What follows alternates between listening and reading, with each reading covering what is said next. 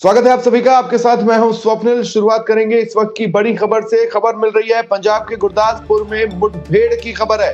ये बड़ी खबर इस वक्त की आपको बता रहे हैं। पंजाब के गुरदासपुर में मुठभेड़ चल रही है। बीएसएफ की चंदू वडाला पोस्ट पर मुठभेड़। 47 किलोग्राम हेरोइन जब्त की गई है। हथियार और गोला बारूद भी बरामद हुआ है। जानकारी मिल रही है कि इस मुठभेड़ में सिपाही घायल हुआ है। पंजाब के गुरदासपुर से मुठभेड़ की ये बड़ी खबर। बीएसएफ की चंदू वडाला पोस्ट पर मुठभेड़ चल रही है। 47 किलोग्राम हेरोइन इस मुठभेड़ के दौरान जब्त की गई है। हथियार भी मिला है, बड़ी मात्रा में गोला बारूद भी बरामद हुआ है। मुठभेड़ में एक सिपाही के घायल होने की खबर है।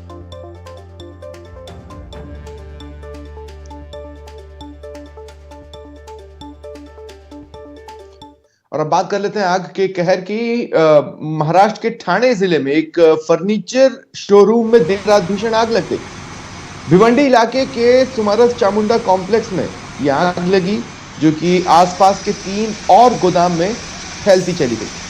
आग पर काबू पाने के लिए फायर ब्रिगेड की 4 गाड़ियां मौके पर पहुंची। घटना में किसी के हताहत होने की सूचना नहीं है। तो ये बड़ी खबर आपको बता रहे हैं आग के कहर की। महाराष्ट्र के ठाणे जिले से आई ये तस्वीरें देखिए आप। एक फर्नीचर शोरूम में देर रात किसी कारण से भीषण आग लग गई। जांच जारी है। आग लगने के कारणों को खंगाला जा रहा है। क्या शॉर्ट सर्किट से आग लगी, या आग लगी या लगाई गई, ये तमाम जांच के बिंदु हैं जिस पर जांच चल रही है। भिवंडी इलाके के सुमारस चामुंडा कॉम्प्लेक्स में ये आग लगी फर्नीचर शोरूम में, जो देखते ही देखते आसपास के 3 और गोदाम तक फैलते चली गई।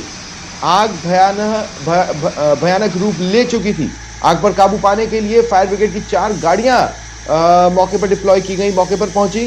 फिलहाल किसी के हताहत होने की सूचना नहीं मिली है।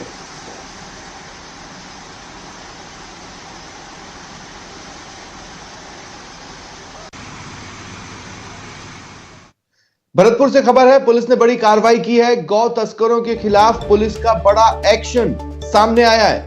मुखबिर की सूचना पर यह कार्रवाई की गई। 2 गौ तस्कर गिरफ्तार किए गए।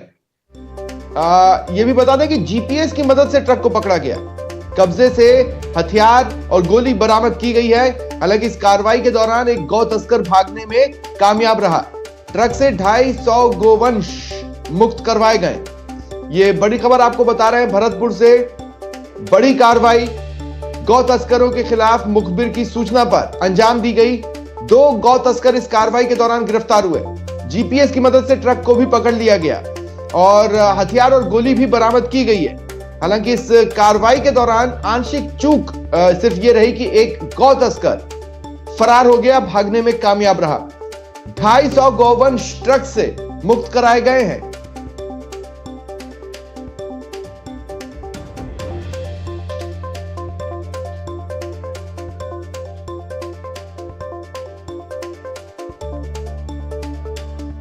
भीलवाड़ा से बड़ी खबर है। चोरी की वारदात की ये खबर जो बता रही है कि किस तरह शहर में चोर मचाए शोर। सराफा दुकान में लाखों की चोरी कर दी गई। सुबह दुकान से लाखों का माल पार पाया गया। आपको बता दें कि दुकान के पास एक मंदिर है जहां पर पूजा हो रही थी। गार्ड के जाते ही 10 लाख का चांदी सोना चोर ले उड़े। गनीमत यह रही कि वहां सीसीटीवी कैमरा लगा था जिसमें कुछ चेहरे कैद हुए। 3 चोर उनके वो कैद हुए। बड़ा मंदिर इलाके में चोरी की इस वारदात को अंजाम दिया गया। फिलहाल भीमगंज थाना पुलिस चोरों की तलाश में जुटी है। भीलवाड़ा में चोरों के हौसले बुलंद हो रहे हैं, बदमाशों के हौसले बुलंद हो रहे हैं। ये बताती ये बड़ी खबर आपको बता रहे हैं। लाखों की चोरी हुई है। दरअसल दुकान के पास एक मंदिर है जहां पूजा हो रही थी। ऐसे में गार्ड जैसे ही गया, चोर आए, 10 लाख का चांदी सोना ले उड़े।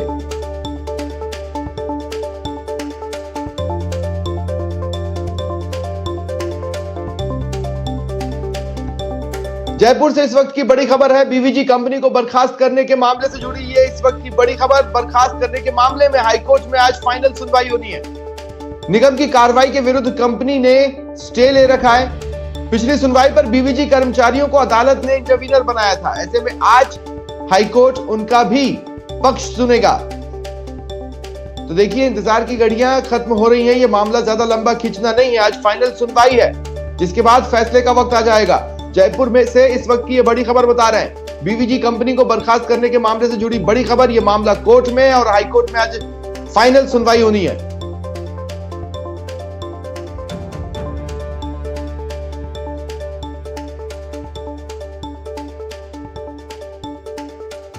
और हाईकोर्ट में जल्द फिजिकल पैरवी शुरू हो सकती है। देखिए, ये भी एक बड़ी खबर हम आपको बता रहे हैं। इस वक्त जो सुनवाई चल रही है वो डिजिटल फॉर्मेट में चल रही है, वर्चुअल फॉर्मेट में चल रही है। अब संकेत मिल रहे हैं कि फिजिकल पैरवी जल्द हाईकोर्ट में शुरू हो सकती है। दरअसल कल हाईकोर्ट कार्यकारिणी ने प्रस्ताव भेजा था, सुनवाई के लिए हाइब्रिड फॉर्मूले का प्रस्ताव भेजा था। फिजिकल और वर्चुअल दोनों से सुनवाई के विकल्प होंगे। आपको बता दें 5 जनवरी से हाईकोर्ट में फिजिकल पैरवी बंद है, वर्चुअली पैरवी की जा रही थी। अब संकेत मिल रहे हैं, जानकारी मिल रही है कि जल्द ही फिजिकल पैरवी शुरू हो सकती है। एक हाइब्रिड फॉर्मूला का प्रस्ताव भेजा गया है जिसमें विकल्प होगा, चॉइस होगी फिजिकल और वर्चुअल दोनों तरह से सुनवाई की।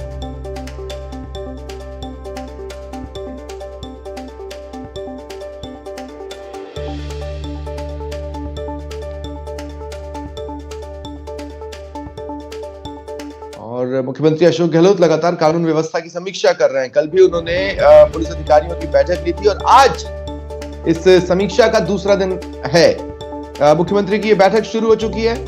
आईजी है, पुलिस अधीक्षकों के साथ वीसी चल रही है। वीसी के जरिए ये बैठक शुरू हो चुकी है। मुख्यमंत्री के सामने प्रेजेंटेशन दिया जाएगा। देखिए, अगर कल की समीक्षा बैठक की हाइलाइट्स को जान लें तो अहम निर्देश जो कि दिए गए समीक्षा के दौरान वो ये दिया गया कि संगठित अपराध पर काबू पाने के लिए एक नया कानून लाया जाए, उसे बनाओ। अगले विधानसभा सत्र में इस संबंध में ये कानून बनाने की कोशिश सरकार करना चाहती है। एक तो ये निर्देश रहा। इसके अलावा अन्य जिस तरह की घटनाएं सामने आ रही हैं उसको लेकर भी खास निर्देश मुख्यमंत्री अशोक गहलोत ने पुलिस अधिकारियों को दिए। अब आज इस बैठक का दूसरा दिन है और दूसरे दिन ये बैठक शुरू हो चुकी है। वीसी के जरिए ये बैठक चल रही है। आईजी पुलिस अधीक्षक के साथ वीसी के जरिए मुख्यमंत्री जुड़े हैं। मुख्यमंत्री के सामने इस दौरान प्रेजेंटेशन भी दिया जाएगा। और जैसा कि आपको बताया, मुख्यमंत्री अशोक गहलोत ने कल भी पुलिस विभाग की समीक्षा की।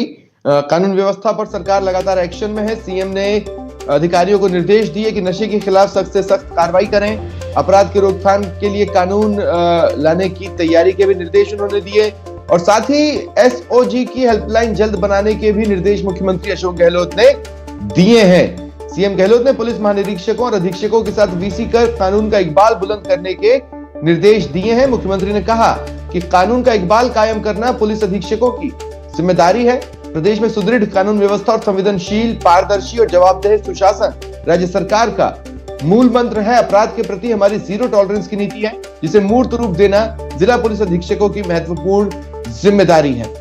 और इस बैठक का आज दूसरा दिन है और यह बैठक शुरू हो चुकी है।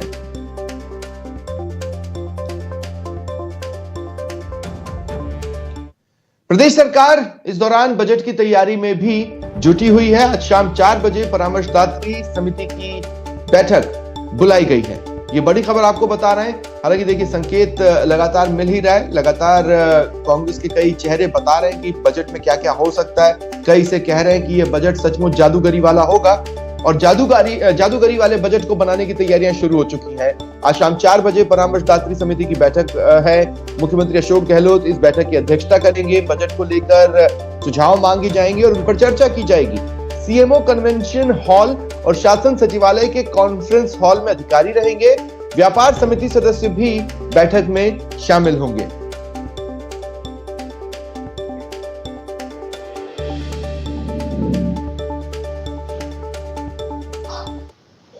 रीट पेपर लीक मामले में सीबीआई जांच की मांग जोर पकड़ रही है। बीजेपी तो लगातार प्रदेश सरकार पर हमलावर है ही और ये मांग उठा ही रही है। राजस्थान बेरोजगार एकीकृत महासंघ ने भी मांग उठाई है। भर्ती परीक्षाओं के लिए गैर जमानती कानून बनाने की मांग राजस्थान बेरोजगार एकीकृत महासंघ कर रहा है। साथ ही पेपर लीक के आरोपी को कैद की सजा दी जाए, ये मांग भी संघ उठा रहा है। आरोपियों की संपत्ति कुर्क करने की भी इनकी मांग है। 9 फरवरी को विधानसभा का घेराव का कार्यक्रम है राजस्थान बेरोजगार एकीकृत महासंघ का।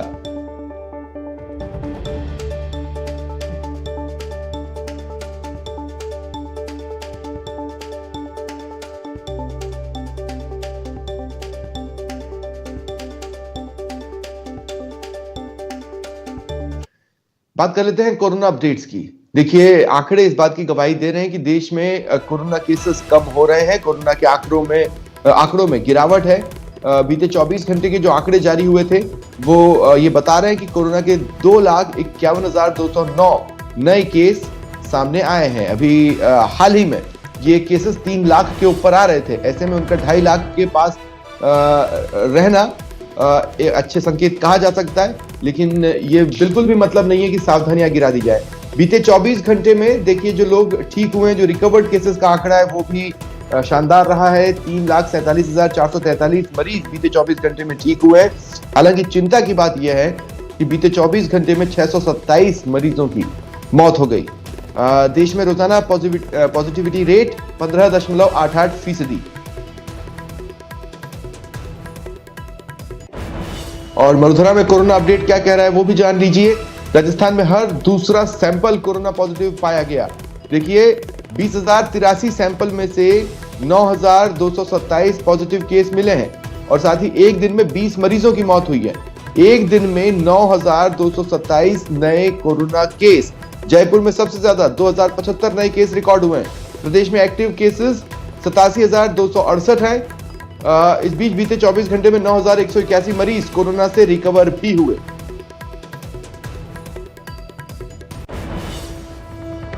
तो मरुधरा में एक दिन में 20 मरीजों की मौत। इनमें सबसे ज्यादा जयपुर में 8 मरीजों ने जान गंवाई। झुंझुनू में 2 मरीजों की मौत हुई। वहीं सीकर, कोटा, नागौर और जोधपुर में एक एक मरीज की मौत हुई। करौली, अलवर, हनुमानगढ़ में भी एक एक मरीज ने कोरोना की वजह से अपनी जान गंवाई है और जैसलमेर, डूंगरपुर, भीलवाड़ा में भी एक एक मरीज की मौत हुई है।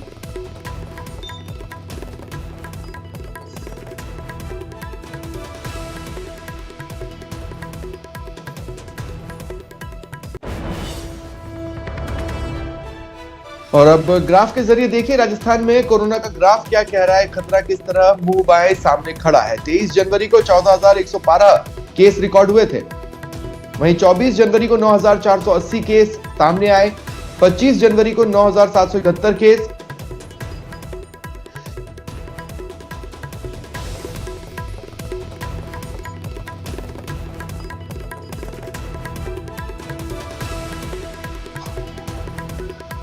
छब्बीस जनवरी को 13,049 केस सामने आए और 27 जनवरी को 9,227 केस रिकॉर्ड किए गए। इस तरह पिछले 5 दिनों में 55,639 केस रिकॉर्ड हो चुके हैं।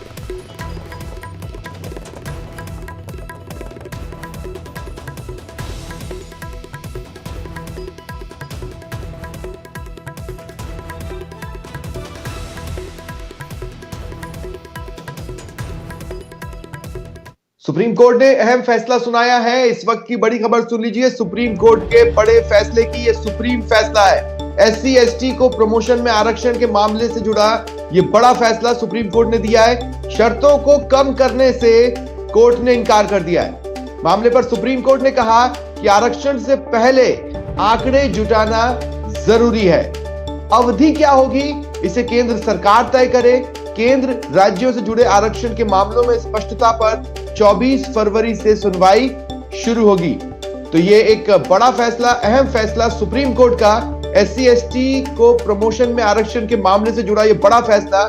शर्तों को कम करने से कोर्ट ने इनकार कर दिया है। सुप्रीम कोर्ट ने कहा आरक्षण से पहले आंकड़े, डेटा जुटाना जरूरी है। अवधि क्या होगी इसे केंद्र सरकार तय करे। केंद्र राज्यों से जुड़े आरक्षण के मामलों में स्पष्टता पर 24 फरवरी से सुनवाई शुरू होगी।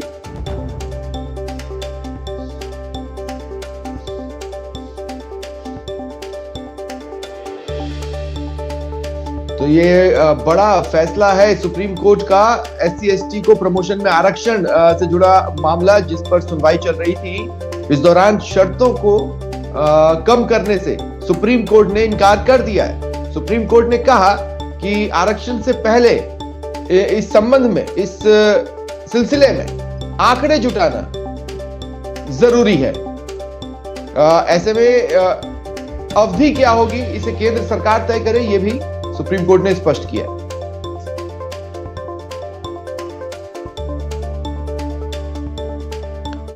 देखिए, प्रतापगढ़ जिले में सर्दी की बात कर लेते हैं और सर्दी का असर दिन ब दिन जिले में बढ़ता जा रहा है। रात का तापमान एक सप्ताह में 12 डिग्री से घटकर 6 डिग्री पर आ पहुंचा है। सर्दी का खासा असर है। सुबह धुंध छाने से वाहन चालकों को अपनी गाड़ी की हेडलाइट्स जलाकर वाहन चलानी पड़ती है। उत्तरी क्षेत्र में ठंड का खासा असर होने से क्षेत्र में इसका प्रभाव नजर आया। खेतों में फसलों पर बर्फ जमने से अब किसानों को पाला गिरने की चिंता सता रही है। वहीं अफीम काश्तकार भी लगातार ठंड का प्रभाव बढ़ने और बर्फ जमने के कारण फसल को लेकर चिंतित दिखाई दे रहे हैं।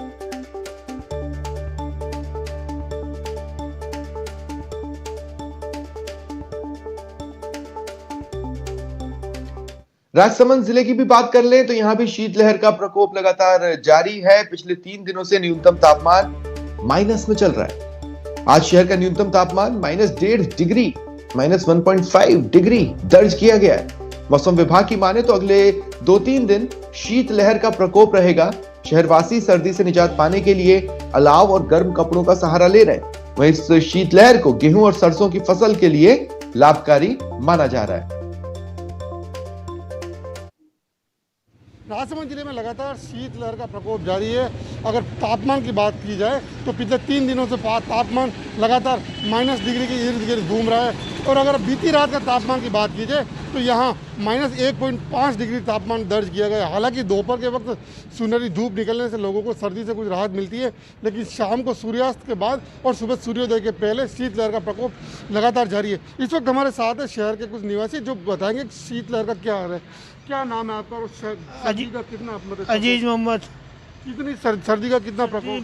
-डिग्री चल रहा है और सुबह शाम तो इतनी ठंड लगती है, घर से बाहर आवाज़ तापना पड़ता है और दिन को धूप निकलने के बाद थोड़ी राहत मिलती है।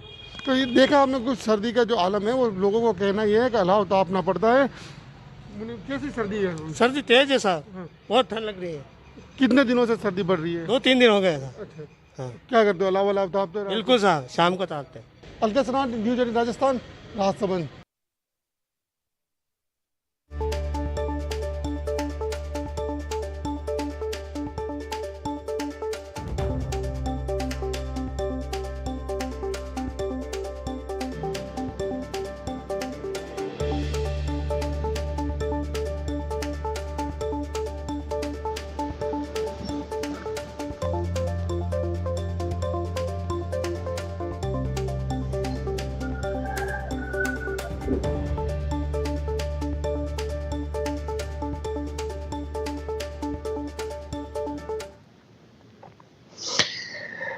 स्वास्थ्य मंत्री प्रसादी लाल मीणा बीजेपी सांसद डॉक्टर किरोड़ी लाल मीणा की सियासी स्टाइल पर एक अलग नजरिया रखते हैं। प्रसादी लाल मीणा का कहना है कि किरोड़ी लाल नेगेटिव राजनीति करते हैं। उनसे खास बातचीत की एडिटर इनपुट अमित भट्ट ने। आप 6 बार के एमएलए हैं, काफ़ी लंबा आपका राजनीतिक अनुभव है, क्षेत्र में आपकी बहुत पहचान है, वहाँ के लोग आप पर भरोसा करते हैं। लेकिन लालसौट जिस दौसा ज़िले में आता है, जिस क्षेत्र में आता है, वहाँ पर हमने देखा है कि ऐसा देखने में आता है कि बीजेपी और ख़ास तौर से किरोड़ी लाल मीणा बहुत ज़्यादा सक्रिय नज़र आते हैं। आपकी तो मित्रता भी रही है उनसे। किरोड़ी लाल का अलग राजनीति स्टाइल है, हमारा अलग सोच है। हमारा जब जनता हमको चुनकर भेजती है, हम 5 साल तक एक ही काम करते हैं, जनता की समस्याओं का समाधान और क्षेत्र के विकास के जो भी वायदे किए उनको पूरा करना। तो निश्चित रूप से जनता के प्रति 6 बार जिताकर भेजने के उस चीज़ को हम हृदय में संवार के रखते हैं, कैसे हम लोगों का विकास करें, समस्याओं का समाधान करें। किरोड़ी लाल जी का दूसरा है कि उनकी नेगेटिव पॉलिटिक्स रही है शुरू से, कभी फैक्ट्री का आंदोलन, कभी किसी का आंदोलन, उनका दूसरी तरह की पॉलिटिक्स है। मेरी पॉलिटिक्स इस तरह की नहीं है, उनकी पॉलिटिक्स का तरीका अलग है, हमारी राजनीति का तरीका अलग है। अगर हम विकास नहीं करें तो हम 6 बार 8 बार इलेक्शन एक ही क्षेत्र से नहीं लड़ सकते थे। किरोड़ी लाल तो हर बार क्षेत्र बदलता है, इसलिए उसको आवश्यकता भी नहीं विकास करने की। उनकी अलग तरह की पॉलिटिक्स है, इसलिए मैं उस पर कोई टिप्पणी तो नहीं करता, पर उनकी पॉलिटिक्स नेगेटिव है। विकास के लिए अगर काम करे तो आदमी को ये काम करने की ज़रूरत ही नहीं पड़ती है। हम विपक्ष में थे, मैं भी 2 बार इलेक्शन आ रहा हूँ, मैंने कभी भी इस तरह की राजनीति नहीं की। छोटी चीज़ को भी तूल बना के इस तरह करना ठीक नहीं है। जो विकास जो चुना गया है उसका निश्चित रूप से किरोड़ी लाल भी वहाँ से एमएलए रहे हैं, वो ये बताए लालसोट ने 5 साल में क्या किया, सवाई माधोपुर से वहाँ क्या किया, महोबा से रहे वहाँ क्या किया, राजगढ़ से रहे वहाँ क्या किया। तो एक तरह से प्रतिबद्धता क्षेत्र के प्रति होगी तो लोग भी अपने प्रति प्रतिबद्ध होंगे। अगर हम काम करेंगे तो लोग हमको चुनकर भेजेंगे, काम नहीं करेंगे तो हमको कोई नहीं पूछेगा। इंडियन इनपुट अमित भट्ट के साथ स्वास्थ्य मंत्री परसादी लाल मीणा का ये पूरा एक्सक्लूसिव इंटरव्यू देखिए शनिवार शाम 4:56 पर। बीजेपी और ख़ास तौर से किरोड़ी लाल मीणा बहुत ज़्यादा सक्रिय नज़र आते हैं। किरोड़ी लाल जी का दूसरा है कि उनकी नेगेटिव पॉलिटिक्स रही है शुरू से। मेरी पॉलिटिक्स इस तरह की नहीं है। किरोड़ी लाल तो हर बार क्षेत्र बदलता है, इसलिए उसको आवश्यकता भी नहीं विकास करने की। एक मुद्दा और है अभी किसानों की ज़मीन नीलामी का मुद्दा, कर्ज नहीं चुका पाने की वजह से किसान की ज़मीन का नीलामी का मुद्दा जो आपके क्षेत्र से शुरू हुआ, सबसे पहले वही मामला हाईलाइट हुआ। कोई लाल सोट में राजस्थान की बात नहीं है, पूरे देश में किसान कर्ज से दबा हुआ है।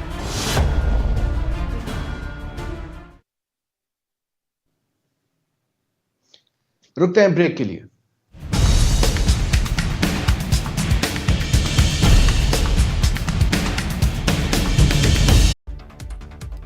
पीएम नरेंद्र मोदी आज दोपहर 12 बजे दिल्ली के करियप्पा ग्राउंड में एनसीसी रैली को संबोधित करेंगे। रैली दरअसल एनसीसी गणतंत्र दिवस शिविर का समापन है और हर साल 28 जनवरी को आयोजित की जाती है। इस कार्यक्रम में प्रधानमंत्री गार्ड ऑफ ऑनर का निरीक्षण करेंगे।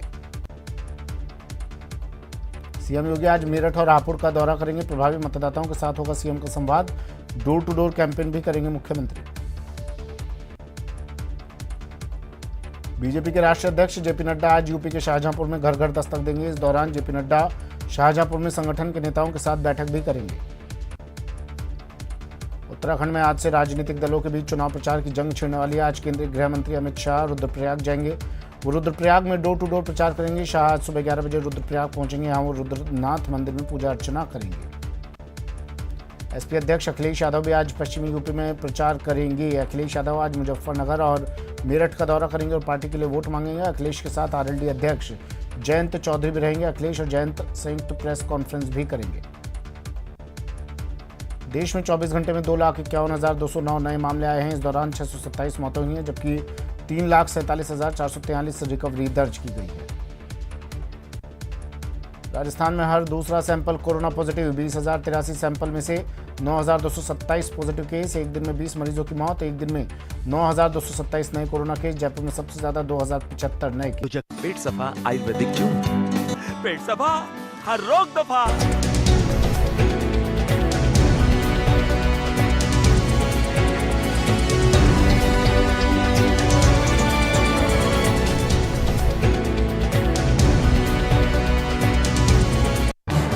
इस न्यूज हेडलाइंस के प्रायोजक पेट सफा आयुर्वेदिक जून, पेट सफा हर रोग दफा।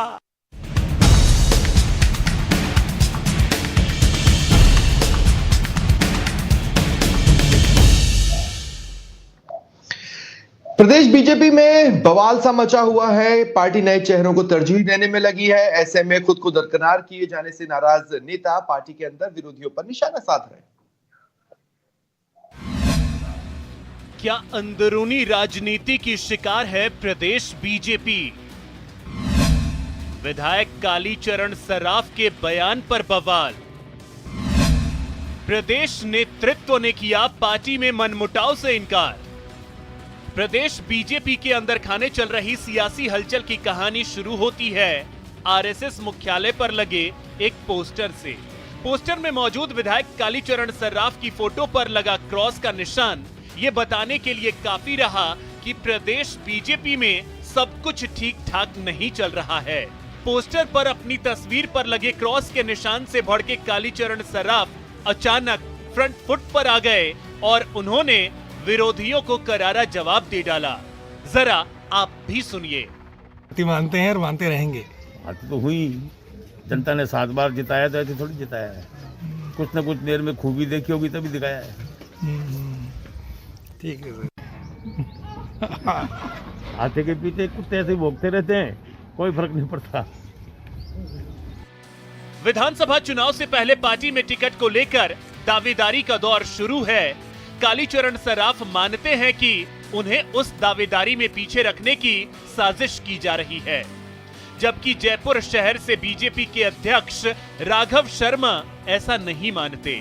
उन्होंने कालीचरण के सवाल पर कहा कि जो अच्छा काम कर रहे हैं उन्हें चिंता करनी ही नहीं चाहिए, जबकि बीजेपी प्रदेश अध्यक्ष पूनिया पार्टी में किसी तरह के मनमुटाव की बात से साफ इनकार करते हैं। तो अगर अच्छा काम कर रहे हैं और इतने साल का उनका अनुभव है तो निश्चित रूप से उनको तो दृढ़ रहना चाहिए। संगठन मजबूत होगा, संगठन गतिमान होगा तो टिकट जिसको भी मिले लाभ उसी को मिलेगा। कहीं छोटी मोटी संवादहीनता के कारण या किसी व्यक्तिगत कारणों से किसी व्यक्ति की अनुपस्थिति वो पार्टी के जन आंदोलन को कमजोर नहीं करती है। वो सामान्य सी बात थी, उसमें कहीं सियासत नहीं है। बीजेपी में चुनाव लड़ने का सपना देखने वाले नेताओं में अभी से जुबानी जंग जारी है, वहीं शीर्ष नेतृत्व सब कुछ सामान्य बताने में जुटा है। लिहाजा कालीचरण सराफ जैसे नेताओं को खुद को हाथी की संज्ञा देनी पड़ रही है और विरोधियों को वो श्वान तक बता रहे हैं। जाहिर है राजनीति में हर वक्त अपना दबदबा बनाए रखना पड़ता है, कमजोर हुए तो फिर दूसरे बाजी मार ले जाते हैं। कैमरा पर्सन बलबीर के साथ बाबूलाल धायल, न्यूज़ 18 जयपुर। पिछले 12 दिनों से प्रदेश के युवाओं की मांगों को लेकर अनशन कर रहे शौर्य चक्र विजेता विकास जाखड़ से मिलने के लिए उनकी 6 साल की बेटी प्रियांशी पहुंची तो वो भावुक हो गए। दरअसल पिछले हफ्ते से विकास जाखड़ बीडी के अस्पताल में भर्ती हैं। अपनी मां के साथ अस्पताल पहुंची प्रियांशी को देख विकास ज्यादा कुछ बोल नहीं पाए। विकास जाखड़ पिछले 12 दिनों से अनशन पर हैं। जब उनके अनशन का 5वां दिन था तभी उनकी तबीयत खराब होने के कारण पुलिस और प्रशासन ने उन्हें बीडी के अस्पताल में भर्ती करवाया। मौजूद है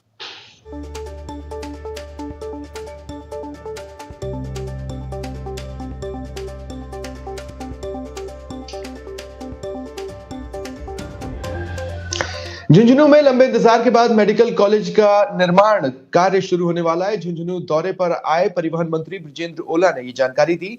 उन्होंने बताया कि समसपुर गांव में जिस जगह पर मेडिकल कॉलेज बनना है उसका पट्टा मेडिकल विभाग के नाम से जारी हो गया है और फाइनेंशियल और टेक्निकल टेंडर हो चुके हैं। इसके अलावा बृजेंद्र ओला ने कहा कि इंदिरा गांधी नहर परियोजना की पाइपलाइन को शिफ्ट करने के लिए उन्होंने अपने विधायक कोटे से 41 लाख रुपए दिए। झुंझुनू दौरे पर आए बृजेंद्र ओला ने सर्किट हाउस में जनसुनवाई भी की और प्रशासनिक अधिकारियों के साथ बैठक कर विकास कार्य पर चर्चा की। मेडिकल कॉलेज का कार्य बहुत प्रगति पर है। जमीन का पट्टा मेडिकल के विभाग के नाम जारी हो चुका है।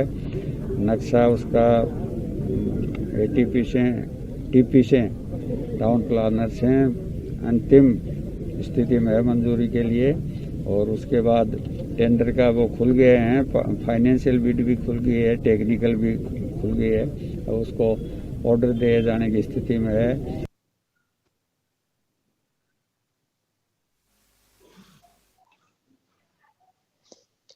अजमेर की बेटी वायुसेना में स्क्वाड्रन लीडर स्वाति राठौड़ ने लगातार दूसरी बार राष्ट्र ध्वज लेकर अत्याधुनिक हेलीकॉप्टर MiV-5 से उड़ान भरकर गणतंत्र दिवस पर दिल्ली में राजपथ पर फ्लाई पास्ट का नेतृत्व किया। इससे पहले स्वाति दिल्ली में आयोजित भारतीय वायुसेना दिवस पर 8 अक्टूबर 2020 और 8 अक्टूबर 2021 को भी लगातार 2 बार फ्लाई पास्ट कर चुकी हैं। स्वाति अजमेर में कृषि विभाग में उप निदेशक भवानी सिंह राठौड़ की बेटी हैं और इनके पति मेजर वैभव सिंह थल सेना के कमीशन्ड ऑफिसर हैं।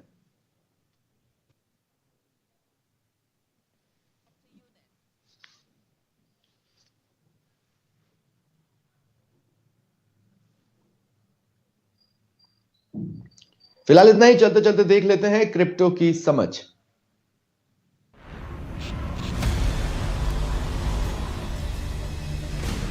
Z and News 18 network present crypto की समझ। Z and News 18 present crypto की समझ के नए एपिसोड में आप सभी का स्वागत है। तो सबसे पहले नजर डालते हैं क्रिप्टो से जुड़ी कुछ खास खबरों पर। इस बीच टेस्ला के सीईओ एलन मस्क को ट्विटर का नया NFT इंटीग्रेशन फीचर पसंद नहीं है। मस्क ने एक ट्वीट में ट्विटर को अपने प्लेटफॉर्म पर स्पैम एक्टिविटी को रोकने के बजाय NFT इंटीग्रेशन के लिए इंजीनियरिंग रिसोर्स खर्च करने की आलोचना की। कई मौके पर मस्क की फेक आईडी बनाकर क्रिप्टो गिव अवेज को बढ़ावा देने के मामले सामने आए हैं, जिसके बाद टेस्ला प्रमुख ने लगातार स्पैम गतिविधि पर ट्विटर से एक्शन लेने की मांग की है। 2020 में मस्क के नाम पर किसी ने फेक आईडी बनाकर $2 मिलियन का फ्रॉड किया था। अगर आप हमेशा से एक पेट पेरेंट बनना चाहते हैं लेकिन आपका शेड्यूल या स्पेस आपको रोक रहा है, तो मेटावर्स आपको न सिर्फ एक पेट रखने देगा बल्कि उसे घुमाने और उसे पैम्पर भी करने देगा। दरअसल पिछले 2 साल में कोविड-19 के बढ़ते प्रकोप के बीच लोगों का पेट अडॉप्ट और नया पेट लाने की दुनिया भर में तेजी से बढ़ी है और अब ये तलाश न केवल फिजिकल फरी फ्रेंड तक सीमित रहकर मेटावर्स तक पहुंच गई है। मेटावर्स में पेट्स खरीदने या अडॉप्ट करने के कई तरीके हैं और सबकी अलग अलग यूटिलिटी है। Virtual open world platform Decentraland में आप एक पपी खरीद सकते हैं और उसे वॉक के लिए भी ले जा सकते हैं, या फिर आप एक फिश खरीदकर उसे एक्वेरियम में रख सकते हैं। मेटावर्स पर पेट खरीदने का दूसरा तरीका है ओपनसी से NFT खरीदना। हालांकि ऐसे प्रोजेक्ट्स भी हैं जो डिजिटल और रियल वर्ल्ड की दूरियों को कम कर रहे हैं, जैसे क्लासिक डोज जिसे नवंबर 2021 में बनाया गया था। आपको रियल वर्ल्ड में अपने पेट की 3D रेड रिंग को स्कैन और टोकनाइज कर उसे अपने साथ मेटावर्स ला सकते हैं। अब सवाल ये उठता है कि क्या टोकनाइज्ड पेट का कॉन्सेप्ट रहने वाला है या फिर ये सिर्फ एक पैंडेमिक फैड है।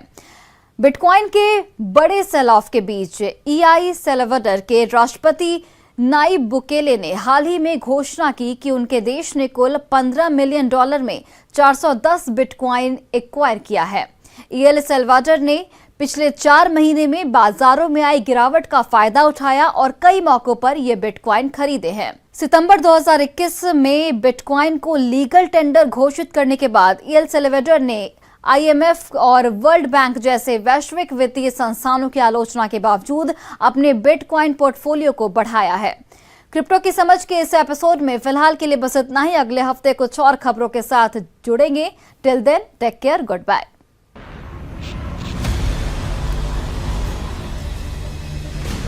ज़ेड पे and News 18 network present crypto की समझ।